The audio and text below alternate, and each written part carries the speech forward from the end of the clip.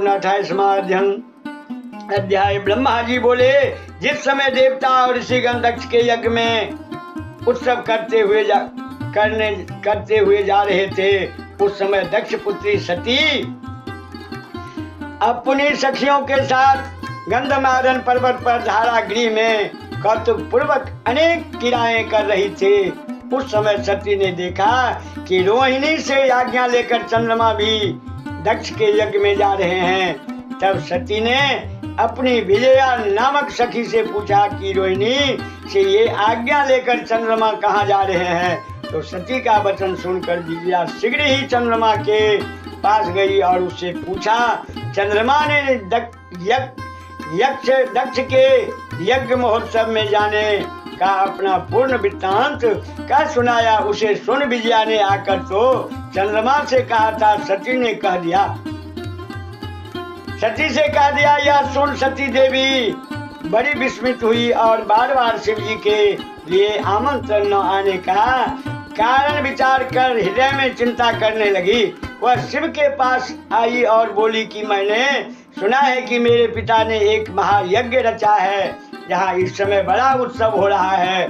सभी देवता और ऋषिगण उसमें एकत्र हुए हैं। आपको मेरे पिता के यज्ञ में जाना क्यों नहीं सुहाता है? आप इसका कारण मुझे शीघ्र बतलाइए। सब काम छोड़कर आप मेरी प्रार्थना से मेरे साथ पिता के यज्ञ में चलिए। संबंधियों का यही धर्म है कि समय पर प्रेम बढ़ाने के लिए उनके समीप जावे। सती के ये वचन शिव जी के हृदय में बाण से लगे। फिर भी वे इस प्रकार प्रिय वचनों में बोले कि हे देवी, तुम्हारे पिता दक्ष मुझसे विशेष वैमनस्य रखते हैं, इसी कारण उन्होंने मुझे निमंत्रण नहीं दिया। और जो बिना बुलाए दूसरों के घर जाते हैं, वे मरण से भी अधिक अपमान पाते हैं। इसी कारण हमें और तुम्हें दक्ष के यज्ञ में नहीं जाना है। मैं तुमसे सत्य कहता हूँ कि बाणों से विद्ध होने पर भी मनुष्य इतना व्यथित नहीं होता जितना अपने संबंधियों के आक्षेप से मनुष्य का हृदय दुखी होता है। यह सुन सती जी क्रुद्ध हो गई और शिव जी से बोली, हे शंभो, आपसे यज्ञ सफल होता है, परंतु इस पर भी मेरे दुष्ट पिता ने आपको नहीं बुलाया।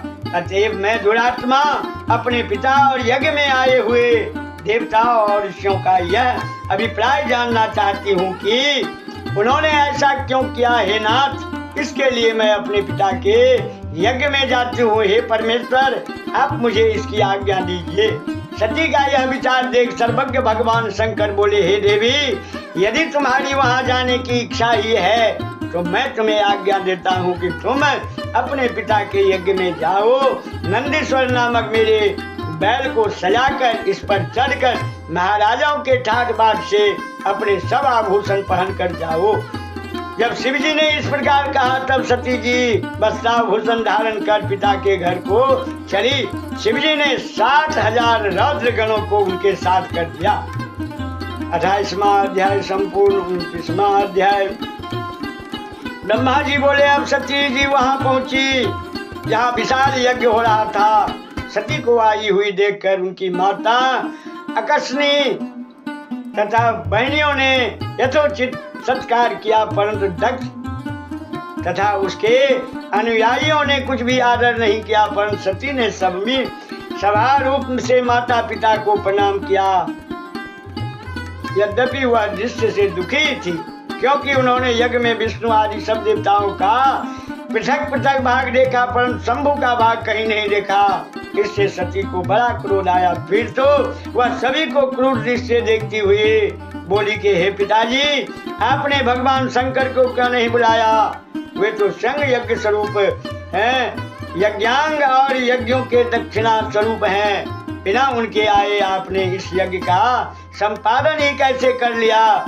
क्या आप शंकर को कोई सामान्य देवता समझते हैं या आपने उनका अपमान किया है? हे नीच पिता, आज आपकी बुद्धि भ्रष्ट हो गई, तभी तो इस समय आपने उन शंकर को नहीं पहचाना।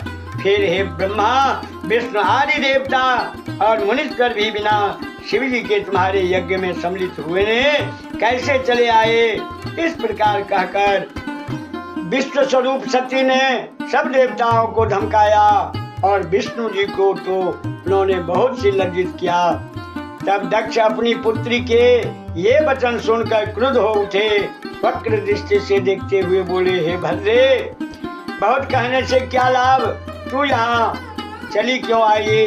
चाहे यहाँ रह, चाहे चली जा, मुझसे तेरा कोई प्रयोजन नहीं है।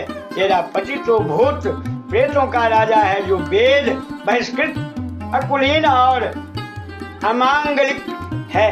इस कारण तेरे कुवेशधारी पति शिव को मैंने यज्ञ में नहीं बुलाया। फिर तो जगत को उत्पन्न करने वाली देवी अत्यंत क्रुद्ध होकर अपने पिता से इस प्रकार बोली कि हे पिताजी, जो शिव की निंदा करता है अथवा सुनता है, वे दोनों ही नरकगामी होते हैं। अपने स्वामी का अपमान सुनकर मेरे जीने से क्या लाभ होगा? अतएव मैं अग्नि में प्रवेश कर इस शरीर का त्याग कर दूंगी। यदि मनुष्य में कुछ भी शक्ति हो तो वह शिव जी की निंदा सुनते ही उस शिव निंदक की जीवा काट लें, तभी उसका प्रायश्चित होता है। यदि असमर्थ हो तो कान मूंद कर कहीं चला जावे। इस प्रकार धर्मनीति कहकर परम दुखित सती शिव जी के कहे हुए वचनों का स्मरण कर वहां आने का पश्चाताप करने लगी। 29वां अध्याय संपूर्ण। 30